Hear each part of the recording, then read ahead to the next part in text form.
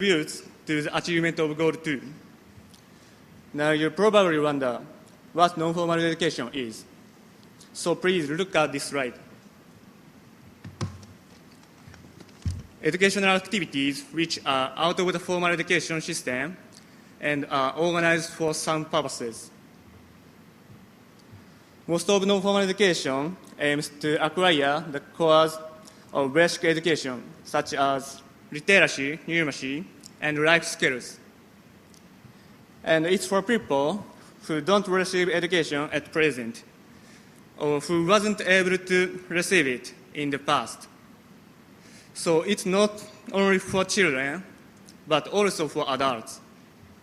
In short, non-formal education creates opportunities to enrich their lives. In Bangladesh, its enrollment rate was low and dropout rate was high because of poverty, housework, child labor. For tackling those problems, BRAC has started non-formal education. In 1985, BRAC has started establishing elementary schools in these areas. As of 2010, the number of schools exceeded 30,000, and about 4.66 million children have graduated their schools. The enrollment rate in primary education was 60%, but reached 95%. In addition, the rate of reaching fifth grade had also increased from 43% to 67%. BRAC decreased to out-of-school population and improves the quality of education. We can say BRAC's non-formal education promotes the spread of primary education and contributes to the achievement of Goal 2. And from people's perspectives, educational opportunities, the opportunities to enrich their lives were given. By BRAC's non-formal education, the potential, power, and importance of education were proved. The last speaker is Mr. Ogasawara, and is going to summarize our presentation.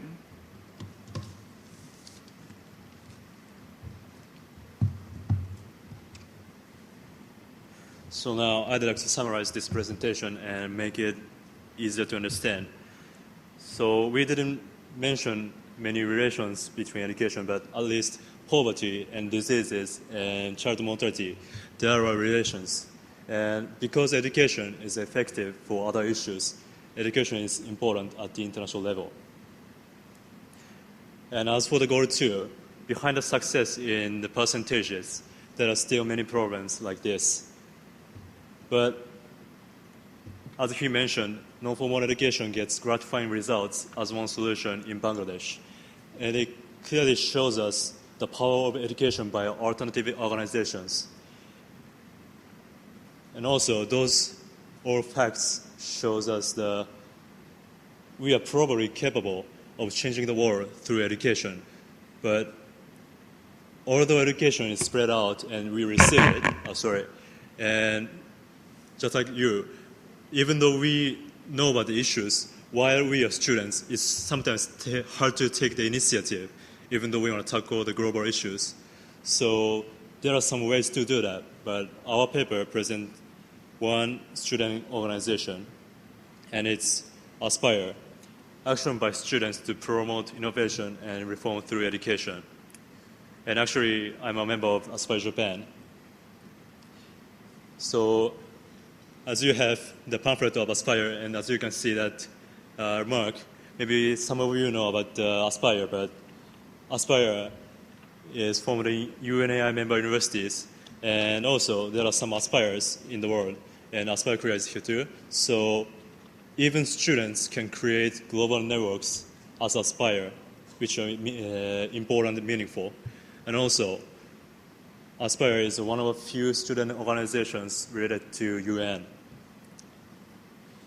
So what Aspires do, it's up to each team, but Aspire Japan does a sort of education human resource development, because global issues are the biggest problems in the world, but the biggest problem is the lack of interest in those topics, indifference.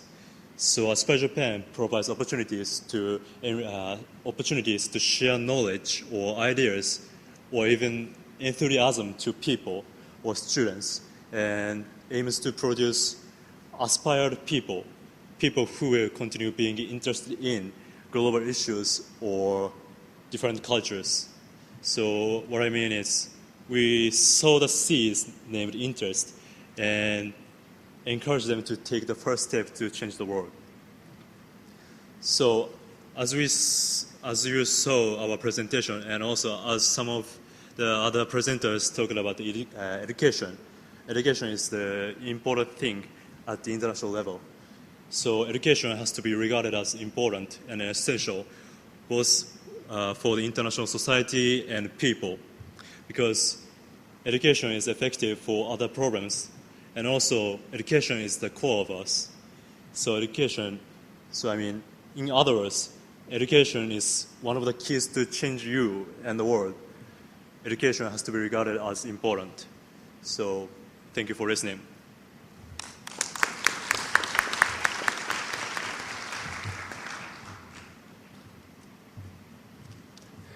Now we are going to hear George's comment. Thank you very much for the presentation.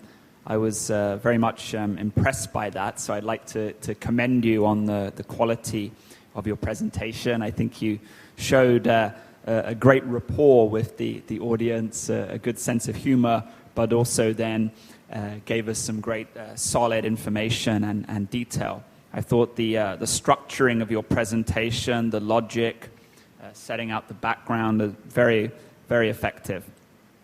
And I think one of the things that was most interesting about your presentation was trying to look at the interrelationships, the way that education connects to and is affected by and affects various other facets of society and development broadly conceived.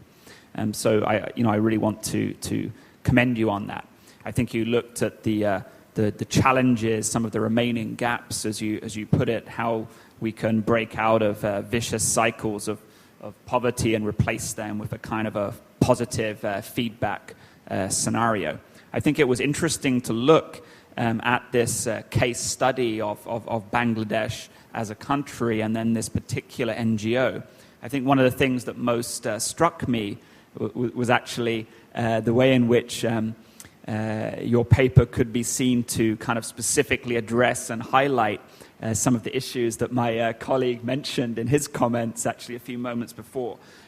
I think you could actually have done, if I wanted to be a little bit more suggestive of areas how you could improve and communicate even more effectively with the audience, is specifically highlight issues of governance, issues of the role of the state, and in this case, as you were looking at, non-state actors and non-government organizations, and so how much education can be tackled and improved at different levels, at local, national levels, the role of the state or the role of civil society and other organizations. I think you could have perhaps flagged that up a little bit more.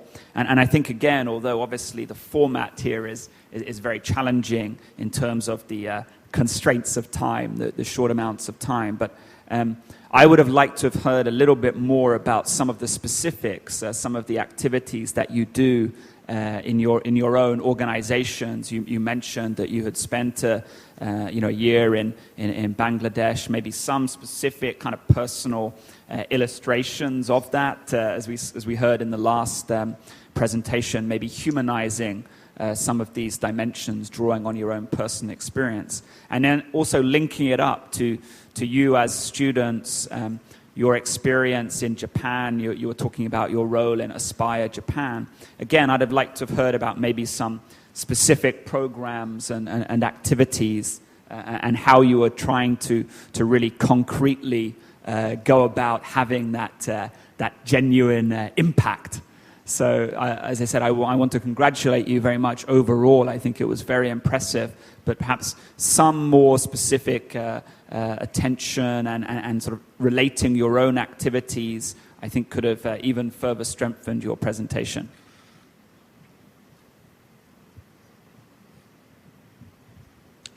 Thank you for the presentation. I just want to add that some of the comments have already been covered that I also share. Education has come up in more than one of the presentations, and clearly we all recognize, and I think the UN recognizes, that it is key to all the MDGs. It's relevant to almost all of them. This is why Secretary General Ban Ki-moon a few years ago launched the Global Education First initiative, which is trying to highlight that while there is progress, but we need to focus on not only that every child is in school, but that the quality of education that is provided is education that is of value. And the third element of the initiative is that educating for global citizenship. And I think when you concluded by reference to Aspire, which is one of the initiatives that we actually also try to encourage students in different universities, whether they are in UN academic impact or not, to take the initiative by themselves. The example that you gave about NGOs and the civil society is that it's very important, because when we talk about the MDGs, yes, the Millennium Development Goals came from the Millennium Declaration, which was adopted by member states. So there's the notion, it's easy to think that this is the responsibility of governments.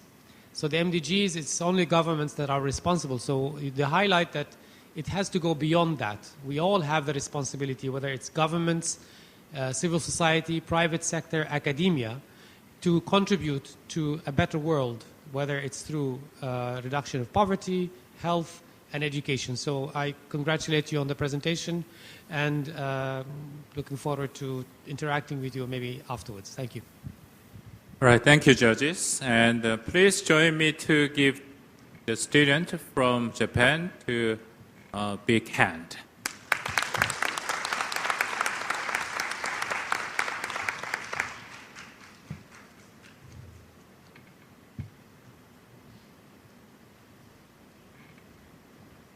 Next, Yoon and the student from Kyung-hee University in Korea will make presentation. The title of the paper is Sustainable and Autonomous Village Development Plan.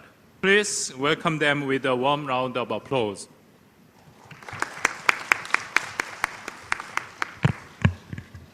Honorable judges and distinguished guests, good afternoon. I'd like to say that it's a great honor to be here. This study aims at suggestions for post-2015 Millennium Development Goals, MDGs. For post-2015 MDGs, I'd like to propose 새마을운동, SMU, as an integrated model. SMU, also known as New Community Movement, was initiated in 1970 to modernize rural economy in South Korea. It is a bottom-up system that encourages partnership between public and private sectors and promote long-term self-help.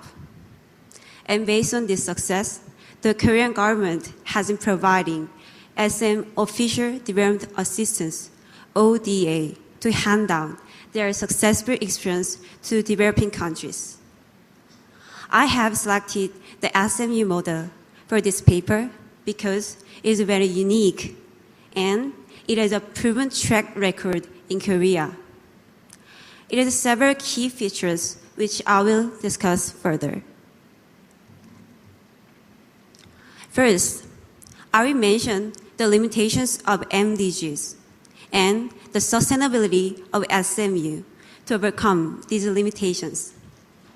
I will introduce a current SMU model, then I will propose a new model by supplementing the limitations of the current model. Let me move on the limitations of MDGs that have been found so far, such as failure in poverty eradication, a lack of development effectiveness, and aid redundancy. Aid redundancy obstructs aid's effectiveness. To solve the problem, of aid redundancy, aid would progress its specific project under an integrated miles scoping model. Thus, our team is going to suggest SMU as an integrated model. The other limitations can be resolved by SMU, as you can see. Let me describe it in more detail. But first, I'd like to show you some pictures.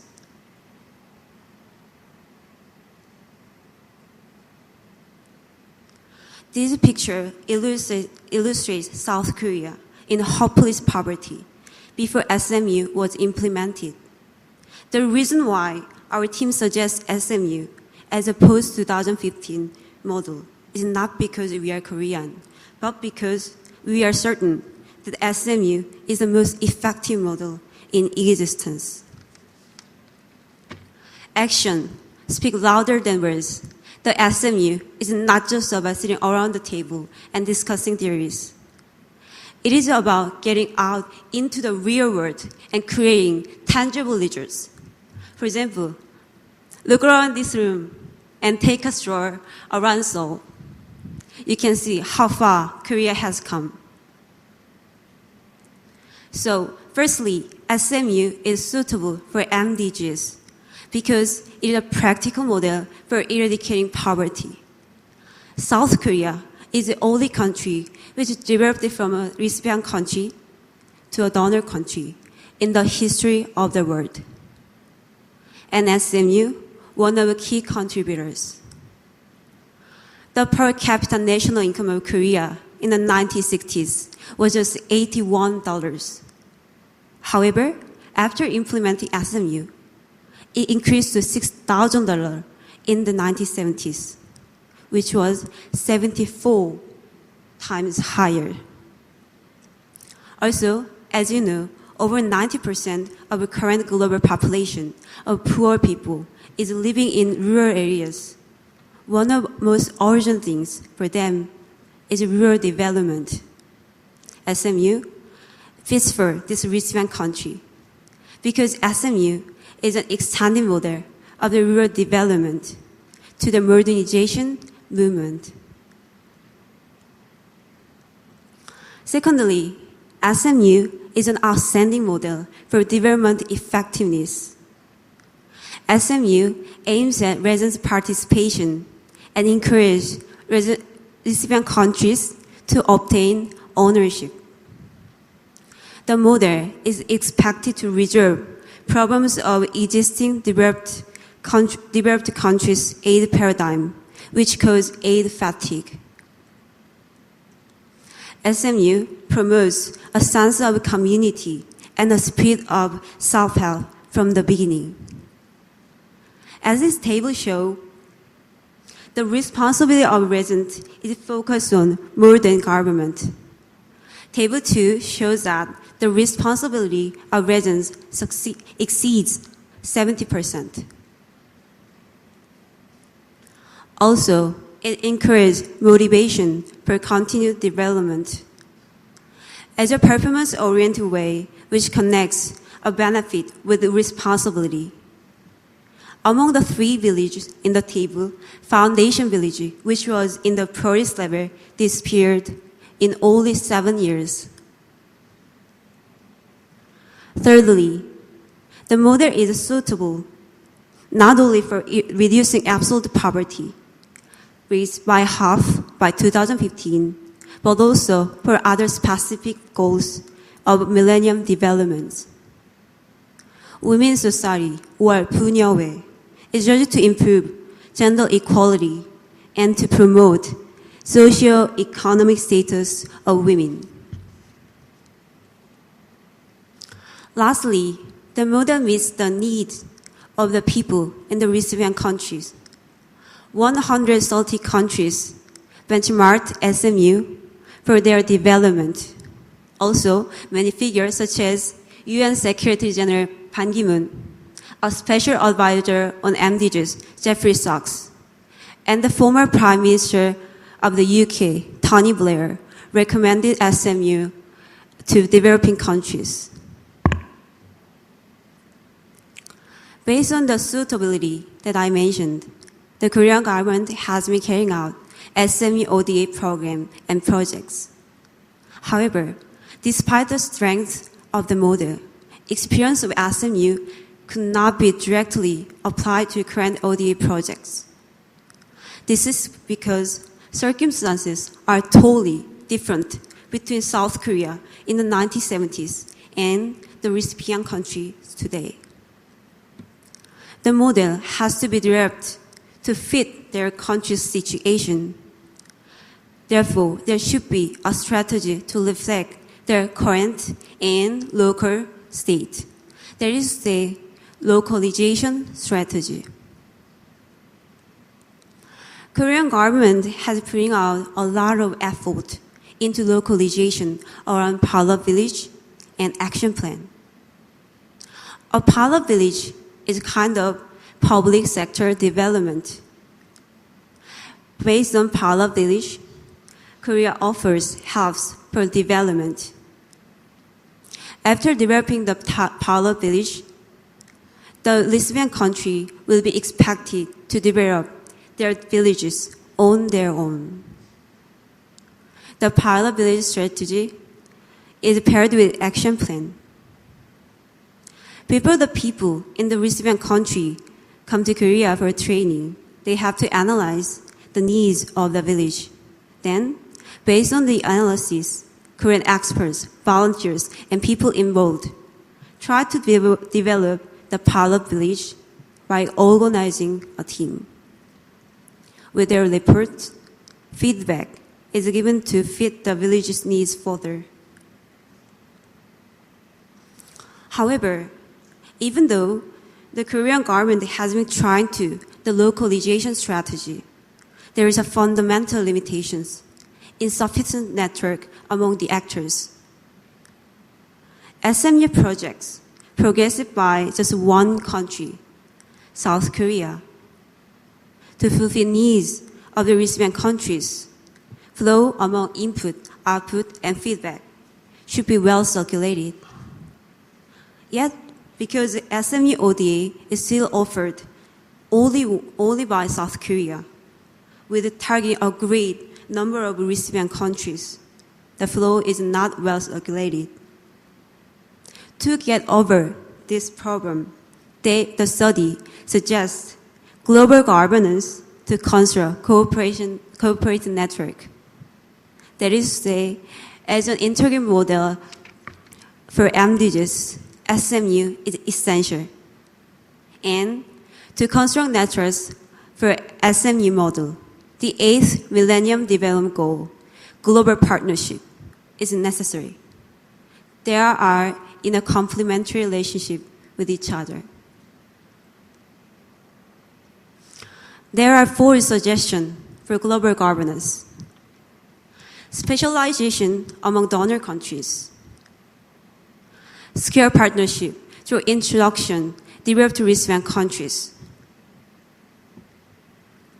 Active cooperation with the private sectors for public-private partnership, PPP. And cooperation centered on the international organization. Firstly, I will elaborate on specialization among donor countries. Under the integrated SMU model, if each donor country makes specialization on their specific programs, they can gratify recipient countries' needs more accurately.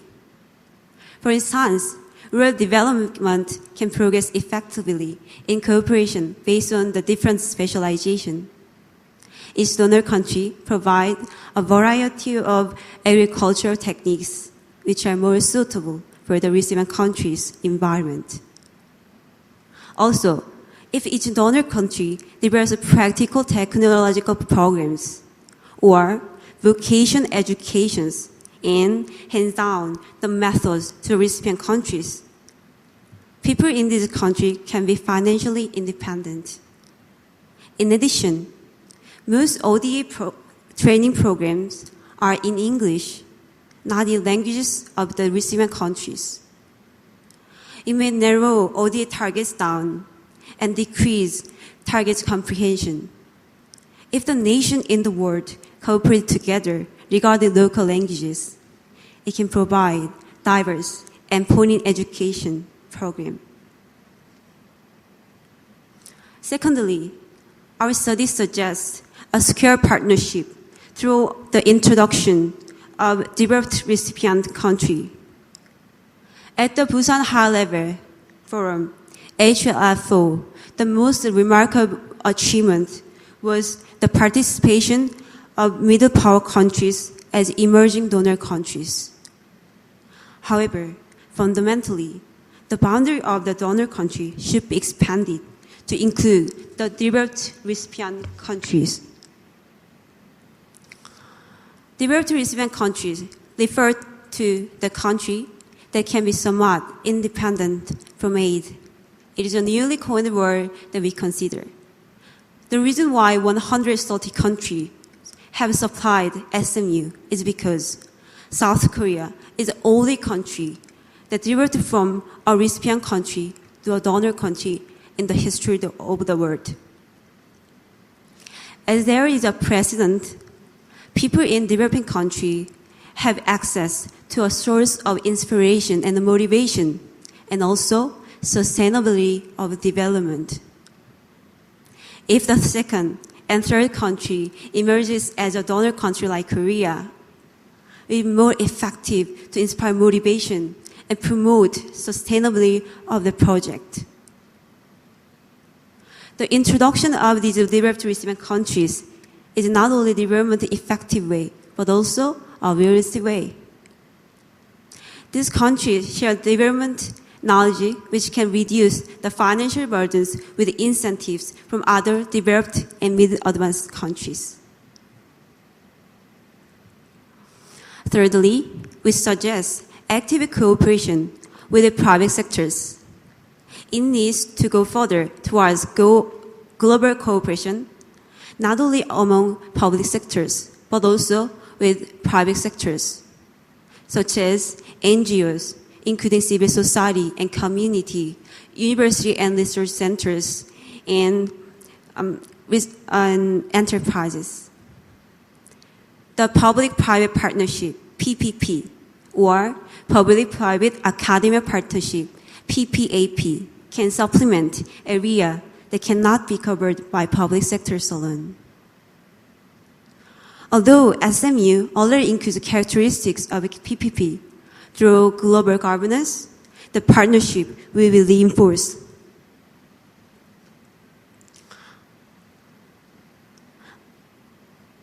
Lastly, we propose cooperation centered on the international organization. The United Nations is well known as the heart of global governance. Centered on UN subsidiary agency, partnership could be worked into the system. It can not only serve aid redundancy, but also become a bridge between the public and private sectors. To sum it up, I would like to show you 3 figures of a comprehensive model discussed above. First one, figure 1, is about a universal model to be applicable at the national level.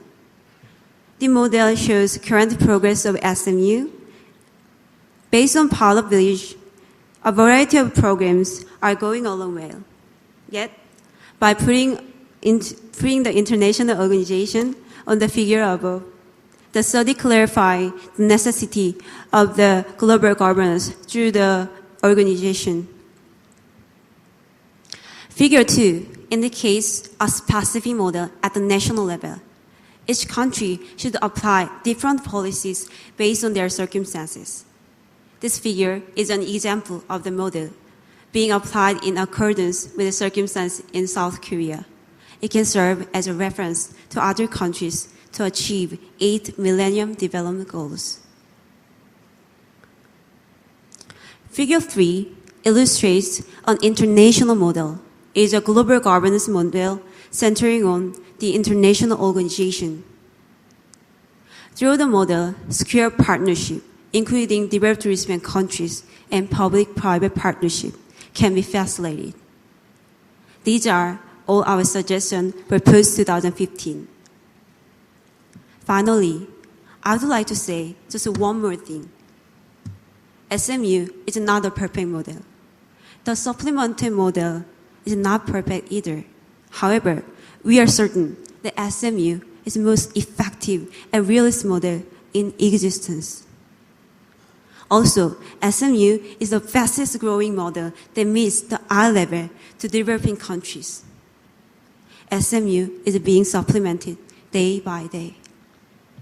I believe global poverty is the biggest challenge that we, as citizens of the earth, face.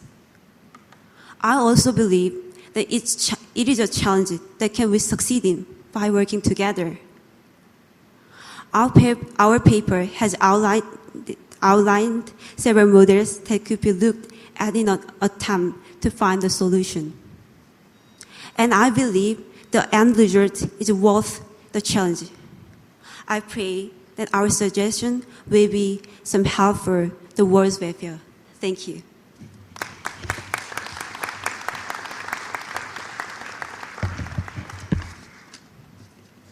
Judges? Peter Beck from the Asia Foundation. Want to thank you for a wonderful presentation, and I think you've rightfully pointed out to all of us one of the important lessons that the developing world can learn from Korea. And I think you've done a wonderful job of showing that applicability. In case we don't get to actually have discussion, I'll just make 3 points for you to consider in revising and expanding your work. The first is very small, but for a foreign audience, I wonder if it wouldn't be easier to refer to it as a new village movement rather than SMU, or foreigners will never be able to say Semaul Undong. It's not easy to pronounce. And SMU, for Americans, it sounds like the name of one of our universities. Southern Methodist University, actually. So obviously the United States is not the focus of this effort, but just something to consider, that New Village movement is something that's more accessible to a foreign audience than Semaul or SMU. But of course, I know it's in your title. Two, I know you're very focused, and rightfully, on how this relates to MDGs and applicability, but if you could say a little more in your paper in future presentation, what it was, what conditions were, the pictures were very effective in showing that Korea was very, very poor, but I think it's still not clear from your presentation or from your paper, what exactly the New Village movement entailed. And the last thing is, you rightfully point out that it's not automatically applicable to all countries. That this is a model that worked very well for Korea and other countries are interested in, but there are limitations, and so you're absolutely right. But something to consider in a little more detail: were there cultural preconditions? Does Semaul presuppose cultural preconditions, like the fact that Korea was a Confucian country, that there was social order? Do you need the values of working? Hamyeondan. This is the era of Hamyeondanda, of can-do spirit, of that. Do you need other elements besides just the cultural elements to support the New Village movement? Historical conditions, like there had been land reform in Korea. There hasn't been in countries like the Philippines and many parts of it. Is land reform, what are historical conditions important? Finally, Korea was a dictatorship. Is it important that Korea was a dictatorship when the New Village movement was implemented? Or is it equally applicable for democracies or for dictatorships? Again, this is a wonderful paper. These are just some ideas. Wonderful paper and wonderful presentation, just some ideas for you to consider. Thank you for your excellent presentation, and this is very well organized and also very clear and very well visualized. So I was very impressed about your presentation. And my comment is pretty much similar to the previous commentators, and actually I was wondered that even if you present very fascinating way, and also the suggesting model is really realistic, but before you suggest this kind of a model, we have to carefully think about the factors why it was successful in Korea. But that was one of the missing points in your presentation. And also, we also should be very careful to replicate this kind of movement, because as the previous commentator said, it's all different of the cultural background and historical background, and also